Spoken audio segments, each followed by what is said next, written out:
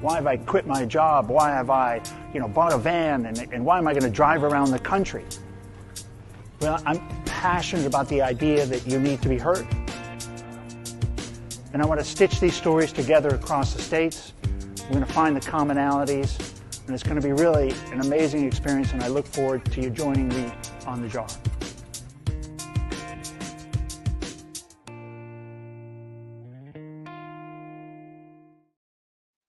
Good evening, everybody. Welcome back to Mental Health Today. I'm your host, Ken. The beautiful day here. I'm super fortunate right now. I am in Pensacola, Florida, and I get to wake up really early and walk along the white sand beaches and catch the sunrise. Just a magical thing right now happening. And just to share that, I hope you're in a place where you can either catch the sunrise or catch a sunset and just take a moment of gratitude for just how beautiful this place is. This big blue screaming ball racing through the universe, and just hope you're in a good spot having fun. Shumaila, welcome to the show. Our next guest, really interesting, the deep learning path and the founder and CEO. And so I really want to find out more about that and peel that back and hear everything about it. We're just having a really cool conversation. Shumaila also is about to buy the book, which is great because it's the second time in about 3 days that I've met somebody who knows I wrote a book and actually knows the book. And so it's kind of a, if you're an author, meeting anybody that says, the words are interesting and they're intriguing. It's just it's a lovely feeling. Shumaila, welcome to Mental Health Today. Thanks for taking time out of your Saturday night. Thank you for having me, Ken. I'm really delighted to be here. Yeah, tell the audience about the deep listening path. This is a social enterprise in Calgary that I started earlier this year, and we support change makers who are experiencing chronic stress and burnout. And we do a couple of work. We do one-on-one coaching as well as offer group coaching as part of our 120-day course program called Resurgence that blends mindfulness meditation practice, positive neuroplasticity. I'm a certified positive neuroplasticity teacher, been certified by Dr. Rick Hansen, who's a clinical psychologist. And we blend mindfulness meditation, positive neuroplasticity, deep listening, self-compassion, and intersectional justice into this one program that helps change makers break free from burnout. And it addresses specific types of burnout that change makers experience as part of their advocacy journey. Amazing. Wow, there's a lot in there. Neuroplasticity, listening. Give me the couple. There were two more, I think. Mindfulness meditation practice, okay, and intersectional justice. Intersectional justice. Yeah, that one. There you go. On that one, it's blank. My face is going to go blank. We're gonna dive in. Sure. What's a change maker for you guys? So when I talk about, or when I look at people who are really working on making the world a better place, and this could be people working in the nonprofits in different capacities. These could be artists and creatives. These could be people in arts administration. These could also be small business owners who are doing social enterprise and social impact-driven work for the world. So I look at change makers in a very broad way. Yes. Look at people who identify themselves as change makers. I feel like that was me for a while when I was out there on the jar. This show was started probably as in some way as therapy for me. I was on the road with the jar interviewing people in their homes with a big jar of questions and hearing their stories, and a lot of mental health stories, a lot of trauma, a lot of stuff that I wasn't prepared for. And, for sure, an amateur, and I was I didn't realize it, but I was an amateur. I kind of stepped into a heavyweight fight of mental health and, got knocked around a little bit and woke up after some time and said, I should really start a podcast to better understand what's happening when I'm talking to people. and the mental health crisis, just in general. And a lot of that's led me, wow, the neuroplasticity. This is something that's just come into my vocabulary in the last 6 months. Mhm. Amazing. The brain is amazing. Yeah, Yeah. yeah, and Tell us about that. What do you guys what how are you helping people kind of rewire the brain and to kind of repair? so I can give you an example in a very concrete way how Mm, this would be applied. I'm currently working with a client who is a neurodiverse uh, okay. individual, and he's experiencing a career transition in his life, as he had to drop out of college because he couldn't finish his education, and he's Mm, moving into a career which is which he can where he's more suited. So some of the issues that he mentioned at the beginning of our coaching sessions was that he has difficulties in setting goals, in planning a day, because planning in itself can mm, really cause overwhelm. Also, things like procrastination, or there are different things that he mentioned, and he wanted to focus on developing positive habits and really breaking out of the overwhelm that he was experiencing as a result yeah. of knowing that he's neurodiverse. Mm, So, what we started off with in our coaching session was to focus on how we can rewire his brain to be more accepting of the situation that he was in. So, one of the things that, um, people with ADHD experience, for example, is impulse control and sensory overload. And mm. these are some of the symptoms that are also present in people experiencing burnout.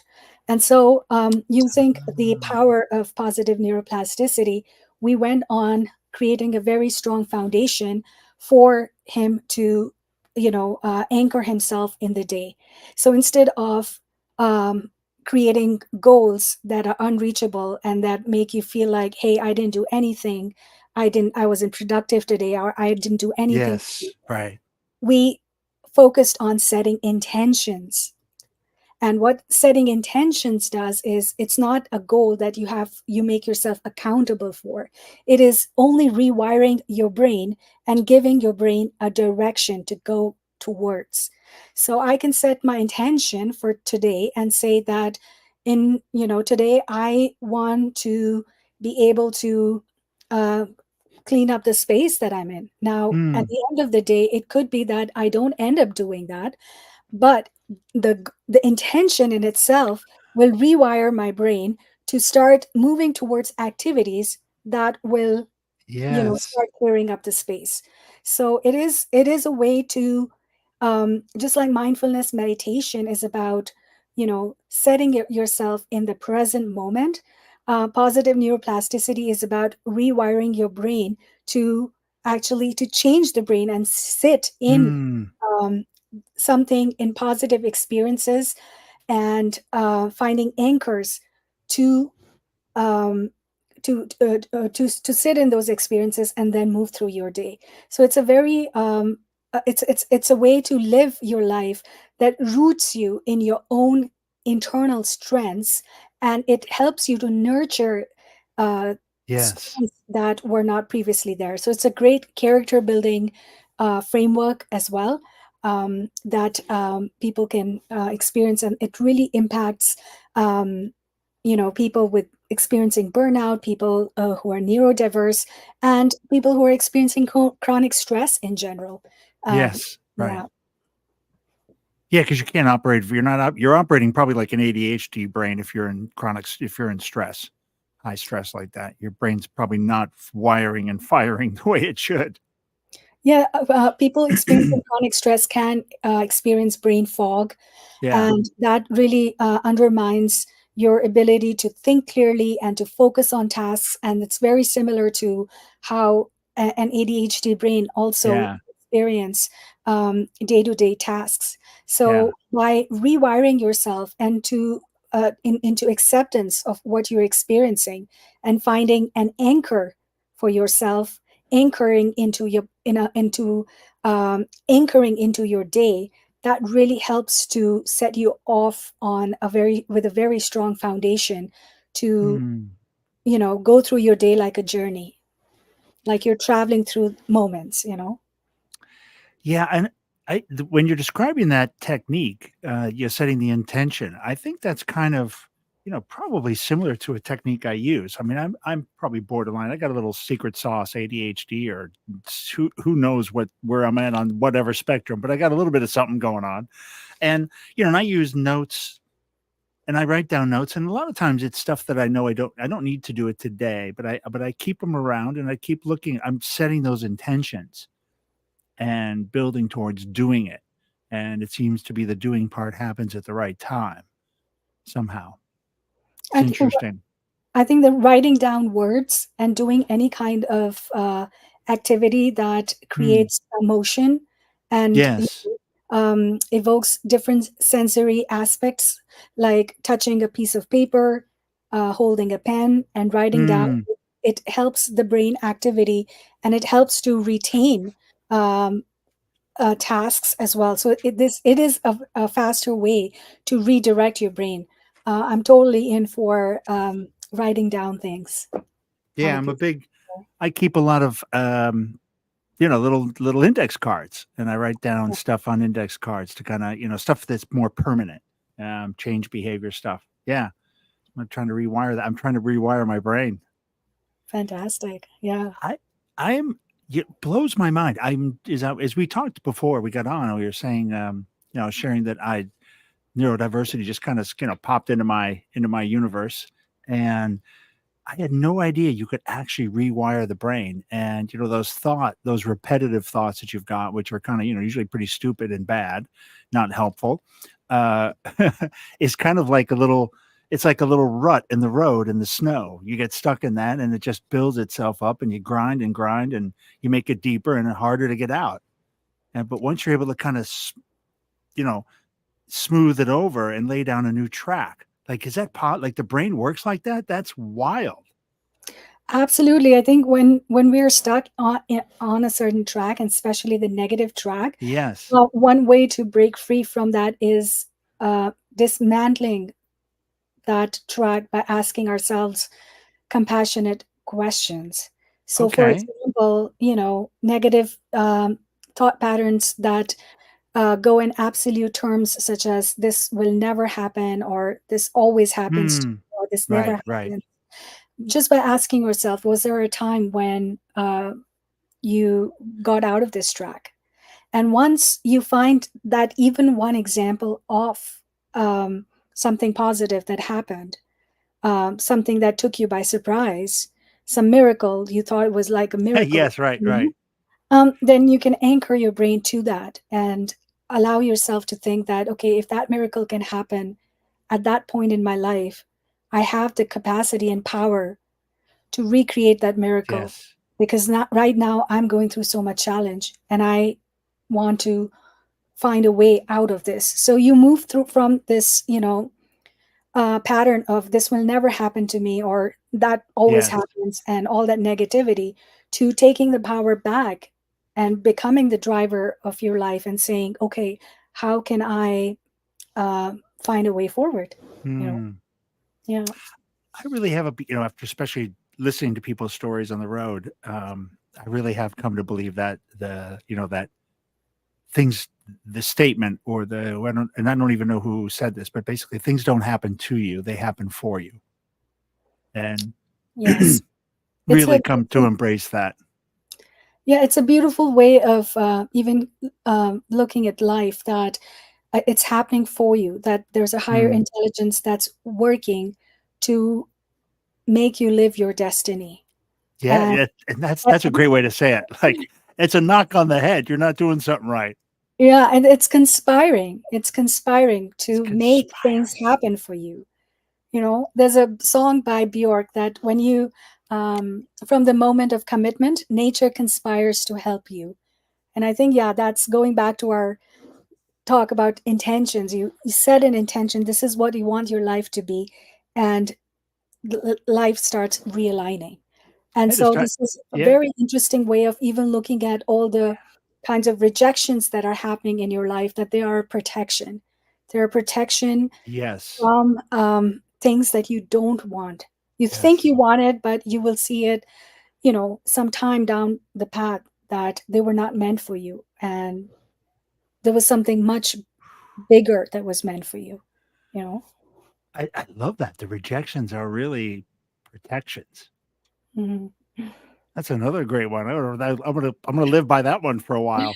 But I truly believe that, and it's funny. I met um we were walking on the beach just a couple days ago and coming by this fisherman. They get on the shore and they've got these long poles that they put out. They put them in these cradles, and they're a couple hundred yards offshore. And there's this fisherman there, and we stopped and talked with him. His name was Steve, and before we knew it, found out Steve was a pastor, and his father was a pastor.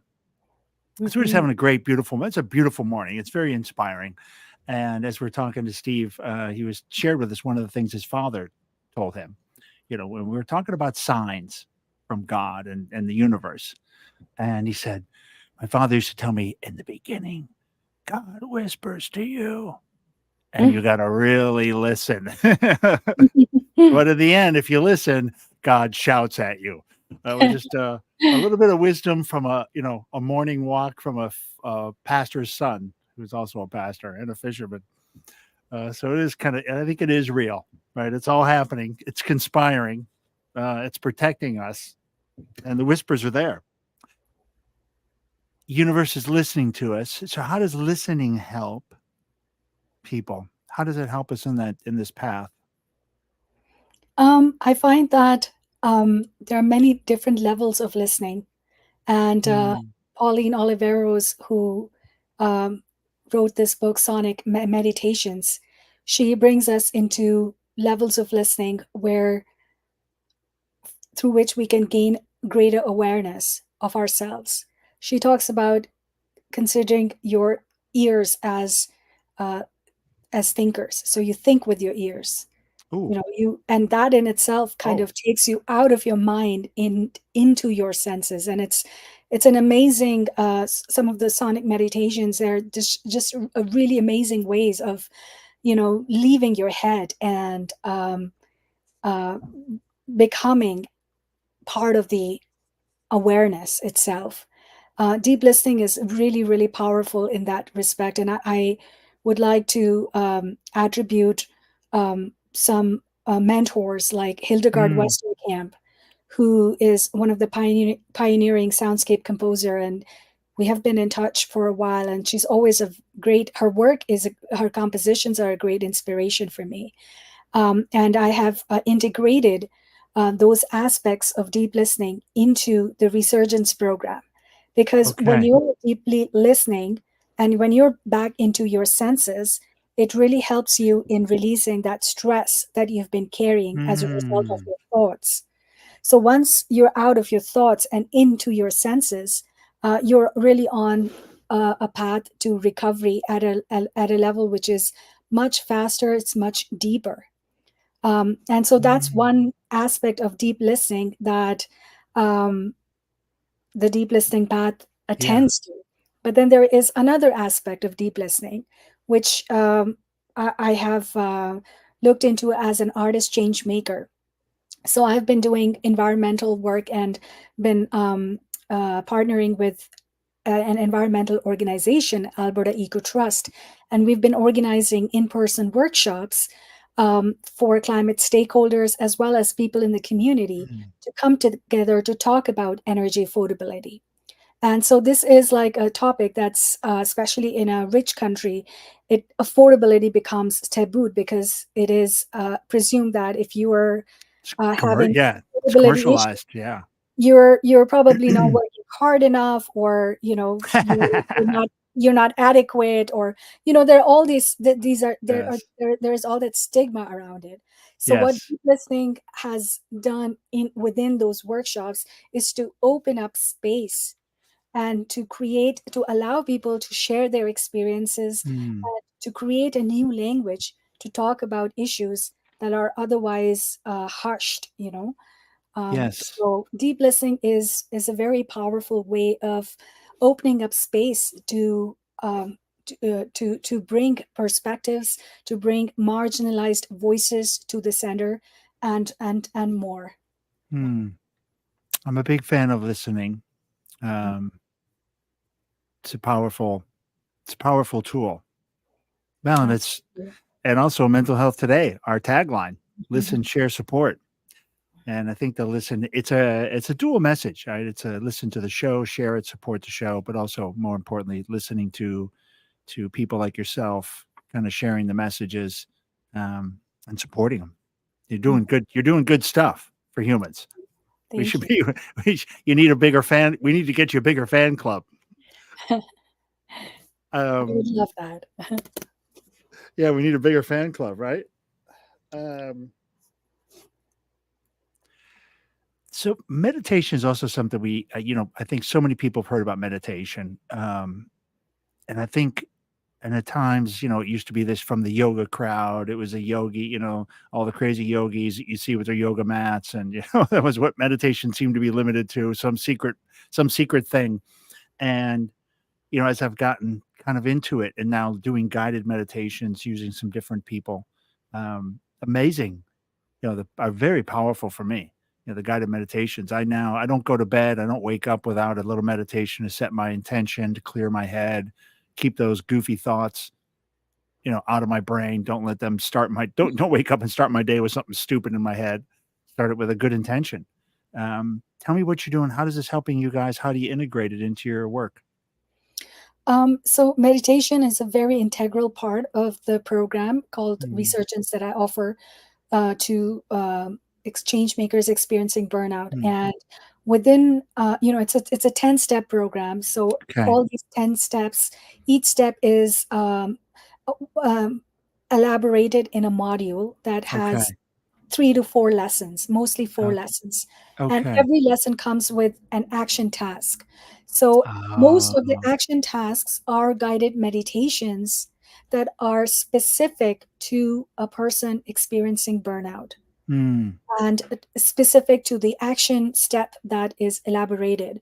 So, this is something that I teach at the very beginning of the program of how in integral okay. mindfulness meditation is to um, uh, the entire 10-step program that Resurgence. Must be, yeah. Yeah. And also, we have a vitality planner. So what that planner does is, in burnout world right now, there is this theory called spoons theory that is very predominant, and I Okay. find that it can be very confusing. Um, and I've created a new method which is called color your burnout. So it gives you a spectrum of colors that you can take to address what energy level you are at. And based on that, Ah, you can do guided practices and integrate certain forms of rest in your calendar in order to okay. move to a higher energy level, which is green. So meditations are like very important part of recovery that Mm. we bring together. Yeah. I mean, so like I have learned so much about, just the meditation part and the brain part and and I felt the results and it's almost instant, especially the ones going to bed and helping you kind of just, get your mind straight, collect your thoughts for the Absolutely. day and set Yeah, set an intention for the sleep, you know? absolutely. Yeah, because Yeah. it helps you to get in touch with yourself and really sink in Mm. yourself, right? Um, that's the beauty of meditation practice, that it really helps you to release yourself from your mind and really move Yeah. into your body. Yeah. Yeah. There's one I was doing, it's from Joe Dispenza. Mhm. And, it's a heart it's a heart meditation, like a love meditation, and you pull the hearts of people you love Mhm. into your heart. You pull their heart into your heart and feel that grow, and, you're setting that in love intention, and then you're putting your heart into their heart, and Wow. feeling the connection. So it's this powerful meditation of back and forth of this energy, and and at the end, he's saying, feel the energy. That's love. The love, and you just feel the connection. And so I had done one just the other night, and in the morning I woke up, my daughter called me, and on the other end of the picture phone was my grandson. Mhm. And when he saw my face, he just had this giant grin come over him, like his whole look of recognition, which is strange because I hadn't seen him in 8 weeks, 6 days, 6 weeks, 6 weeks. Hadn't seen him. So, and he's one. I mean, his brain is, there's like I'm already out of his profile after a week, right? Yeah. And he looked at me like, "Whoa, hey, I got your message last night, Papa. Thanks for that message of love." And he just had this big loving grin on his face, and I was like, Wow. "All right, I think I think he got the message. Like, there's only one explanation when you look at somebody. Like, I felt the message from him. Mhm. It's a very strange thing. So we are connected in some, there is a connection there, and it's real. Oh, absolutely. And I think it works at so many different levels. Hmm. Um, yeah, I mean, I know that when I'm sad, for example, and I probably wouldn't have shared it with anybody, but my mother, who's in a different part of the world right now, but she would just message me to ask me how I'm doing. It's almost as if she knows that I'm a bit low, today or something That's of that kind. So it's amazing that what we feel, the ways in which we think about a mm, person, and the thoughts we have about the person, at some level, it reaches that person. You know. thoughts are energy, right? I mean, even a thought is an energy, and it's going to reach.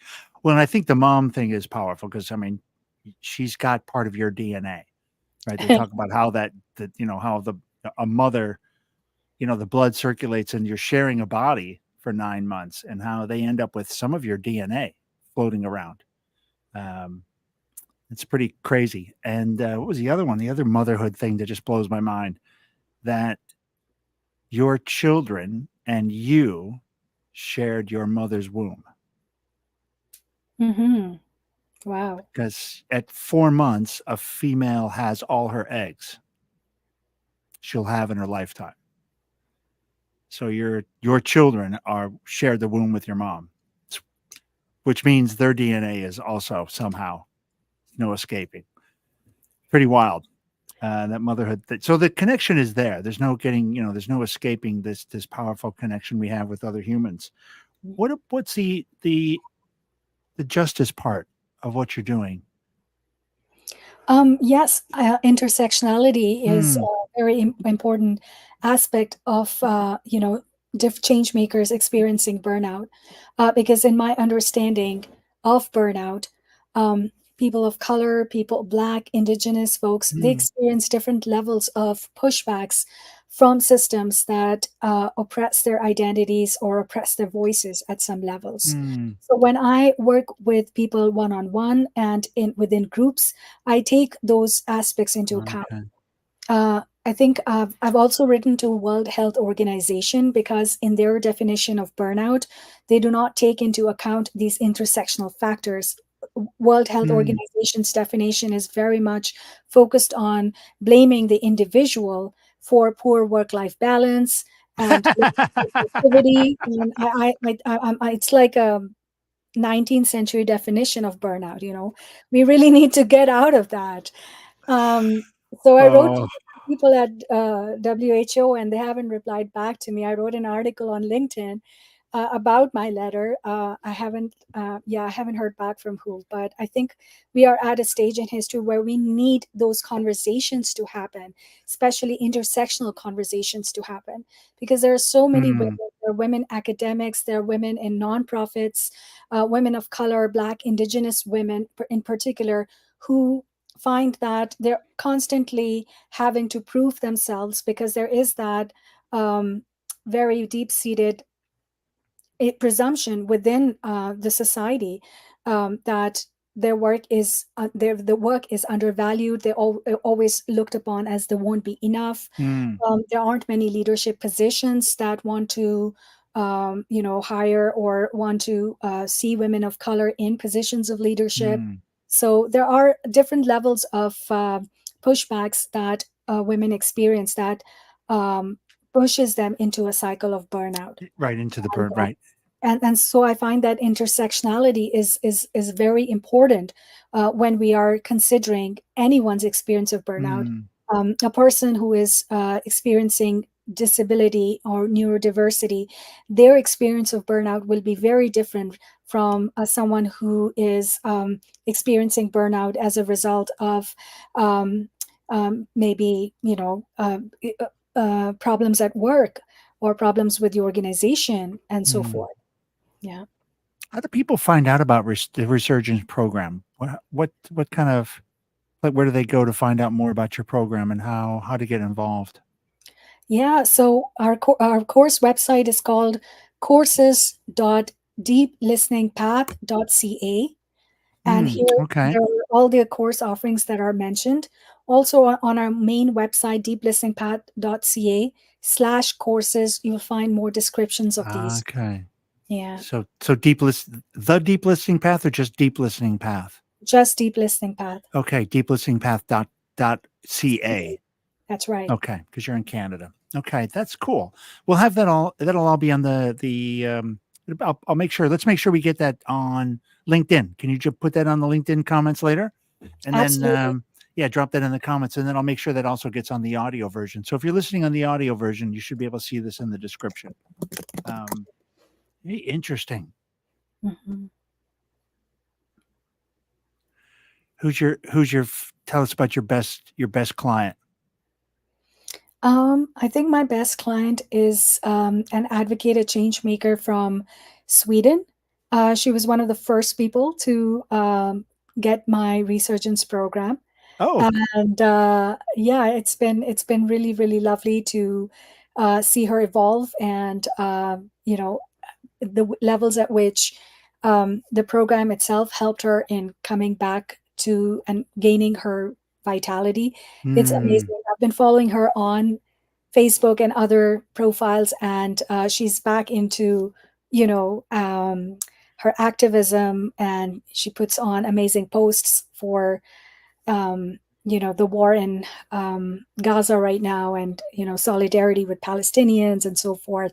So it's lovely to see her, um, move from a place of feeling burnout to being back back on back track, in the fight. Back in the fight. back in the front lines. Yeah. Oh, yeah, I have, as you were describing the institutional part, the justice, just thinking it's like a strong headwind. Mhm. Everybody else has got, maybe even some people get a little bit of a tailwind, but that is definitely everything you described there would be, of color, female. You're talking, there's some good strong headwinds. And, life is hard enough without a headwind.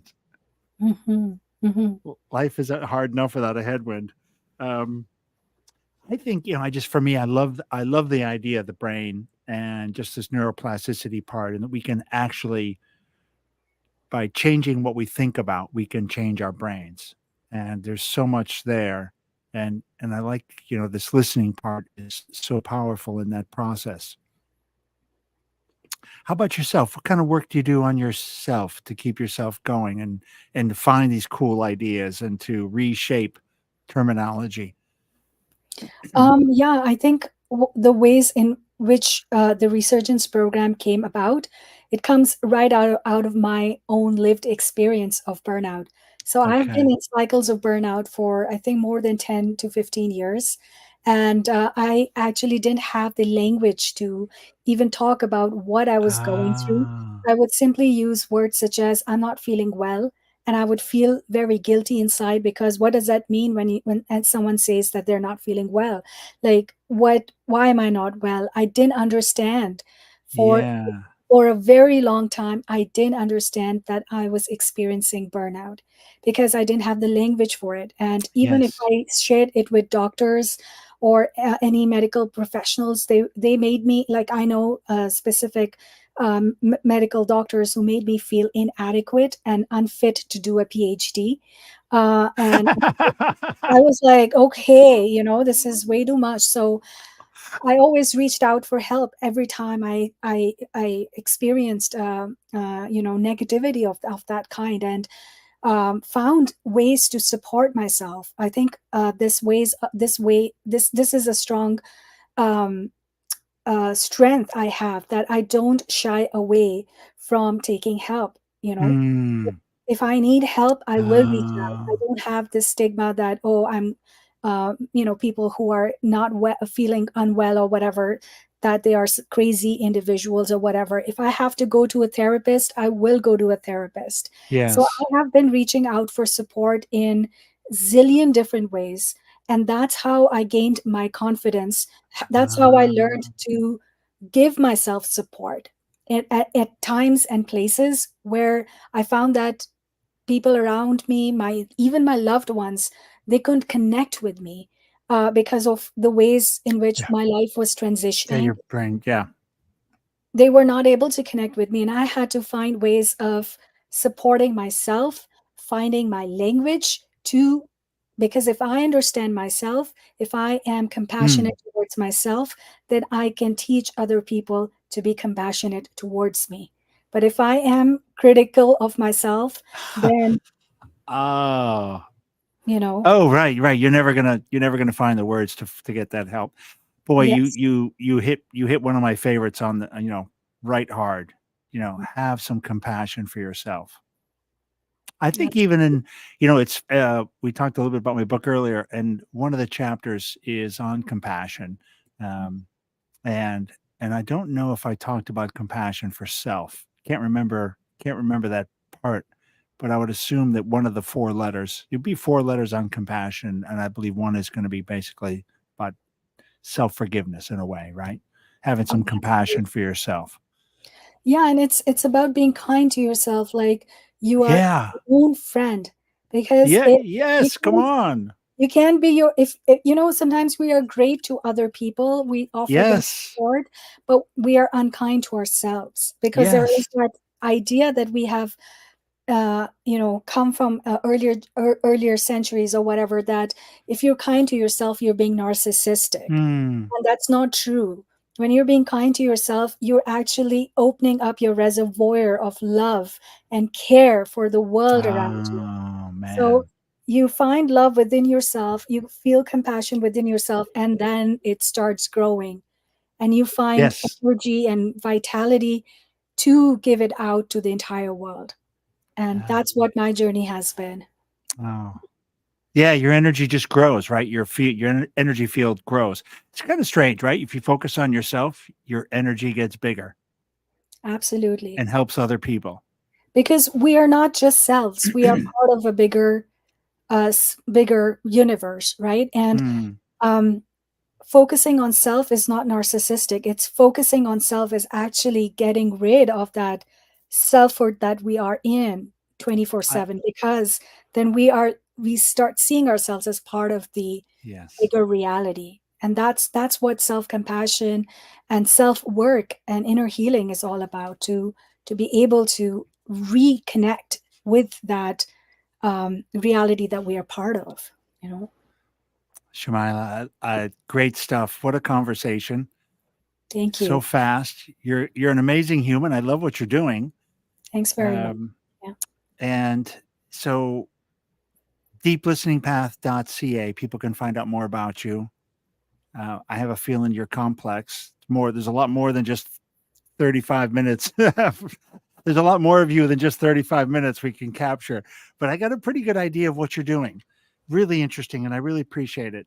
Thanks so much for your time. Any kind of message for people, kind of thoughts parting, parting thoughts? Um, I think my message is, if you are listening to this podcast right now, Hmm. that this podcast has found you as much as you have found it. So it's a sign, and take action to be good I to yourself. Yeah. Be good to yourself, because no one else is going to be good to you. You got to be good to Otherwise, yourself. I have a great story. Shumaila, I'll share with you when we hang up. I'll share you with a be good to yourself. It's a great statement. Thanks everybody for listening and supporting mental health today, and great people out there like Shumaila, Dr. Shumaila. doing great work and trying to help change makers. Keep it going. Keep change happening. I'm a big fan of change. Thanks again, everybody, and stick around for 30 seconds, Doctor. I will see you then. Thank you for having me, Ken. It was great. Thanks.